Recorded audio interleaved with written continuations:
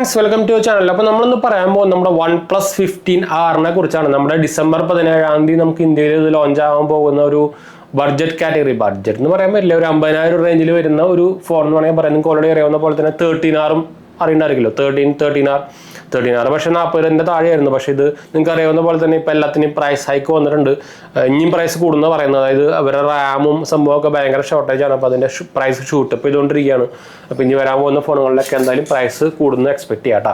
ഇപ്പോൾ ഇറങ്ങിയ ഫോൺ എല്ലാത്തിനും പ്രൈസ് കൂടിയിട്ടുണ്ട്. ഇപ്പോൾ റിയൽമി അടക്കം അവരുടെ GT8 Pro ഒക്കെ ഭയങ്കരമായിട്ട് പ്രൈസ് കൂടിയിട്ടുണ്ട്. ആ പ്രൈസിനൊന്നും സാധനം വൺ വേർത്തല്ല. അപ്പോൾ എന്തായാലും നമുക്ക് ഈ OnePlus 15R ഡീറ്റെയിൽസ് ഒന്ന് പരിശോധിച്ച് നോക്കാം. ഇത് വേർത്താണോ വാങ്ങിക്കുന്നത്? ഇതെന്തായാലും വരാൻ പോകുന്നത് 50 റേഞ്ചിലായിരിക്കും, അത് അല്ലെങ്കിൽ 50 താഴെ റേഞ്ചിലായിരിക്കും. എന്ന് വെച്ചാൽ കഴിഞ്ഞ കൊല്ലത്തെ 13R 40 താഴെയായിരുന്നു. ഒരു 36 രൂപയ്ക്കൊക്കെ നമുക്ക് കാർഡ് ഡിസ്കൗണ്ട് കഴിഞ്ഞിട്ട് കിട്ടാറുണ്ട്. 40-42 റേഞ്ചിലായിരുന്നു. എന്തായാലും ഈ സാധനം 50 റേഞ്ചിൽ വരാൻ സാധ്യതയുണ്ട് കേട്ടോ. ഓൺലൈനിലൊക്കെ റിലീസ് ആയിക്കുന്നത് 45 രൂപയ്ക്കൊക്കെ വരുന്നതാണ്. എനിക്ക് തോന്നുന്നില്ല 45 രൂപയ്ക്കൊന്നും കിട്ടുന്നു. 50 രൂപ എന്തായാലും ആവാനുള്ള ചാൻസ് ഉണ്ട്. ഇതിൽ ചിപ്പ് സെയിം തന്നെ വരാൻ പോകുന്നുണ്ട്. Qualcomm's Snapdragon 8 Gen 5 ചിപ്പാണ് വരാൻ പോകുന്നത്. അതുപോലെ തന്നെ ഇത് ചൈനയിൽ A60 എന്ന് പറഞ്ഞൊരു മോഡലാണ്. അതിൻ്റെ റീബ്രാൻഡ് വേരിയൻ്റാണ് ഇവിടെ ഇറങ്ങാൻ പോകുന്നത്. പിന്നെ 2 ക്യാമറ മോഡൽ മാത്രമല്ല. നിങ്ങൾ ഓൾറെഡി എൻ്റെ പടം കണ്ടിട്ടായിരിക്കും. നമ്മുടെ 13S സെയിം സൈസാണ് കേട്ടോ. സൈസല്ല, സെയിം ഡിസൈനാണ്. 2 ക്യാമറ മാത്രമേ ഉള്ളൂ, 3 ഇല്ല. 50 മെഗാപിക്സൽ തന്നെയാണ്. അപ്പോൾ ഏത് സെൻസറാണെന്ന് ഒരു പറഞ്ഞിട്ടില്ല. അപ്പോൾ ഓൾറെഡി നിങ്ങൾക്ക് അറിയാവുന്ന പോലെ തന്നെ 13S കമ്പയർ ചെയ്ത് കഴിഞ്ഞാൽ അതിൻ്റെ ഏറ്റവും വീക്ക് പോയിന്റ് ക്യാമറ ആയിരുന്നു. ഭയങ്കര മോശം എന്നല്ല പറയുന്നത്, പക്ഷേ അതിൻ്റെ കമ്പാരിറ്റീവ്ലി ഏറ്റവും വീക്ക് പോയിന്റ് ക്യാമറ ആയിരുന്നു എന്നാണ് പറഞ്ഞത്. ഇതിൽ അങ്ങനെയാവുമെന്ന് അറിയില്ല. ഇതിലെന്തായാലും അവർ IP68 69 കൊടുക്കുമെന്ന് പറഞ്ഞിട്ടുണ്ട്. അപ്പോൾ അതൊരു നല്ല കാര്യമാണ്. മുമ്പത്തേലൊന്നും ഉണ്ടായിരുന്നില്ല, 65 ആയിരുന്നു. 100 വാട്ട് സപ്പോർട്ട് വരുന്നുണ്ട്. 50 വാട്ടിൻ്റെ വയർലെസ് ചാർജിങ് സപ്പോർട്ട് വരുന്നുണ്ട്. 8000 mAh ബാറ്ററി സപ്പോർട്ടാണ് വരുന്നത് കേട്ടോ. അപ്പോൾ വെയിറ്റ് അറിയില്ല, അവർ വെയിറ്റ് ഒന്നും മെൻഷൻ ചെയ്തിട്ടില്ല. ഡിസ്പ്ലേ അതുപോലെ തന്നെ 165 Hz നമ്മുടെ 15 വന്ന അതേ ഡിസ്പ്ലേ ആയിരിക്കും എന്നാണ് പറഞ്ഞേക്കുന്നത്. പക്ഷേ പീക്ക് ബ്രൈറ്റ്നസ് കുറച്ച് ചെറുതായിട്ട് കുറയ്ക്കാനുള്ള സാധ്യത ഉണ്ട് കേട്ടോ. അതൊന്നും അങ്ങനെ പുറത്തേക്ക് വന്നിട്ടില്ല. പിന്നെ എന്തായാലും നമുക്ക് കീ കസ്റ്റമൈസബിൾ വരെ പ്ലസ് കെ സാധനം എന്തായാലും ഉണ്ടായിരിക്കും. സാധനത്തിൻ്റെ ഡിസൈനൊക്കെ ഓൾമോസ്റ്റ് സിമിലർ ആണ്. നമുക്ക് കഴിഞ്ഞ പോലത്തെ 13R ആയിട്ട് കമ്പയർ ചെയ്യുമ്പോൾ അതിൻ്റെ 13R പ്രൈസ് വരുന്നത് 42,999 ആയിരുന്നു. അത് നോർമൽ. പക്ഷേ നമുക്കത് 39,999 37,999 നമുക്ക് ഓഫറിലൊക്കെ കിട്ടാറുണ്ട്. പക്ഷേ ഇത് ഇവർ എസ്റ്റിമേറ്റ് ചെയ്ത് പറഞ്ഞേക്കുന്നത് 44,999 ആയിരിക്കും. എനിക്ക് തോന്നുന്നില്ല 44,999 സാധനം വരുന്നത്. എന്തായാലും മിക്കവാറും ലോഞ്ചിങ് പ്രൈസ് 50 അല്ലെങ്കിൽ 50 പ്ലസ് ആവാനേ ചാൻസ് ഉള്ളൂ. അല്ലാണ്ട് എന്തായാലും 45 വരാനുള്ള ഒരു ചാൻസ് ഞാൻ കാണുന്നില്ല. എന്ന് വെച്ചാൽ ഈ പ്രൈസ് ഹൈക്ക് അമ്മമാരി പ്രൈസ് ഹൈക്കാണ് വന്നേക്കുന്നത്. എന്ന് വെച്ചാൽ റാമിനും അവരുടെ AI ചിപ്പിനൊക്കെ ഭയങ്കരമായിട്ട് പ്രൈസ് കൂടിയിട്ടുണ്ട്. അപ്പോൾ എന്തായാലും അതുകൊണ്ടാണ് ഇത് കൺട്രോൾ ആവാത്തത് കേട്ടോ.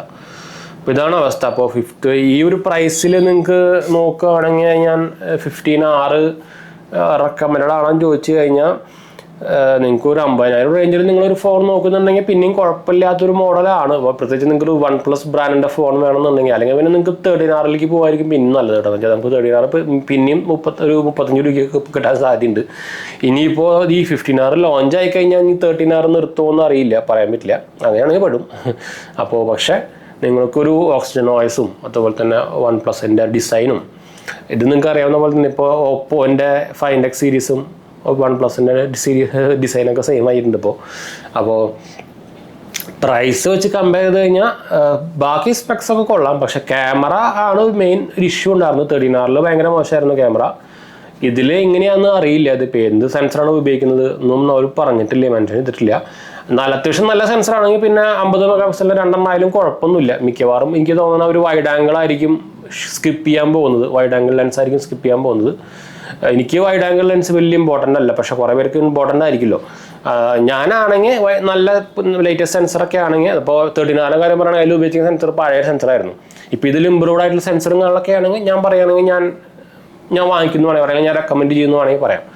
പക്ഷേ ഡിപ്പെൻഡ്സ് അപ്പോൺ സെൻസർ എന്ന് തന്നെ പറയാൻ വരും. ബാക്കിയെല്ലാം കൊള്ളാം. ഇതുപോലെ തന്നെയാണ് നമ്മുടെ 15 തന്നെയാണ് പ്രശ്നം. ക്യാമറ അവർ കുറച്ച് ഡൗൺഗ്രേഡ് ചെയ്തു. പിന്നെ സ്ക്രീനും കമ്പാരിറ്റീവ്ലി 13 വെച്ച് കമ്പയർ ചെയ്യുമ്പോൾ ഡൗൺഗ്രേഡാണ്. പക്ഷെ പോട്ടെ, അവർ എന്താ പറയുക, അതവർ പറയുന്നത് അവരുടെ ആ റിഫ്രഷ് റേറ്റിനെ മാച്ച് ചെയ്യാൻ വേണ്ടിയിട്ട് അതുകൊണ്ടാണ് അങ്ങനെ കുറച്ചെന്നൊക്കെയാണ് പറയുന്നത്. പക്ഷേ കുഴപ്പമില്ല. പക്ഷേ ക്യാമറ ഒരു ഇത്രയും പ്രൈസ് കൊടുക്കുമ്പോൾ നമുക്കൊരു ഇമ്പോർട്ടൻറ്റ് സംഭവമാണല്ലോ. അപ്പോൾ അതുകൊണ്ട് ഡിപ്പെൻഡ്സ് അപ്പോൺ ക്യാമറ സെൻസർ എന്ന് വേണമെങ്കിൽ പറയാം. ഇപ്പം എന്തായാലും തൽക്കാലത്തേക്ക് അത് റിവീൽ ആയിട്ടില്ല. അപ്പോൾ അതുകൊണ്ട് തന്നെ നമുക്കിപ്പോൾ കറക്റ്റായിട്ട് പറയാൻ പറ്റില്ല. ക്യാമറ സെൻസർ പുതിയതാണെങ്കിൽ എന്തുകൊണ്ടും റെക്കമെൻഡ് ആണെന്ന് വേണമെങ്കിൽ പറയാം. എന്ന് വെച്ചാൽ പ്രൊസസ്സറും നല്ലതാണ്.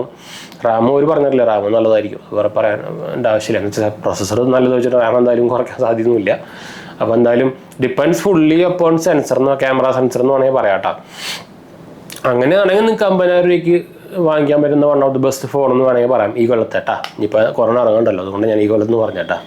അപ്പോൾ എന്തായാലും നമുക്ക് വൈൻഡപ്പ് ചെയ്യാം. ഇതാണ് നമ്മുടെ ഒരു അഭിപ്രായം 15R കുറിച്ച്. നിങ്ങൾക്ക് അഭിപ്രായം കമൻറ്റ് ചെയ്യാൻ താഴെ ഡിസ്ക്രിപ്ഷനിൽ ഞാൻ കൊടുത്തിട്ടുണ്ട് കേട്ടോ. അതുപോലെ തന്നെ ഡിസ്ക്രിപ്ഷനിൽ ചെക്കൗട്ട് നോക്കാൻ മറക്കണ്ട. നമ്മുടെ ഇൻസ്റ്റാഗ്രാമിൻ്റെ പേജിൻ്റെ ലിങ്കൊക്കെ അവിടെ കൊടുത്തിട്ടുണ്ട്. ടെലിഗ്രാമിൻ്റെയും ഫോളോ ചെയ്യാൻ മറക്കണ്ട, പേജ് ഫോളോ അടിക്കാൻ മറക്കണ്ട കേട്ടോ. നമ്മുടെ ചാനൽ ആദ്യമായിട്ട് കാണുകയാണെങ്കിൽ എൻ്റെ പേര് ഞാനൊരു ഫൈനാൻഷ്യൽ അനലിസ്റ്റ് ആണ്. നമ്മൾ ടെക്കിൽ ഫിനാൻഷ്യൽ എക്സ്പീരിയൻസ് ആണ്, ക്വാളിഫൈഡ് ആണ് കേട്ടോ.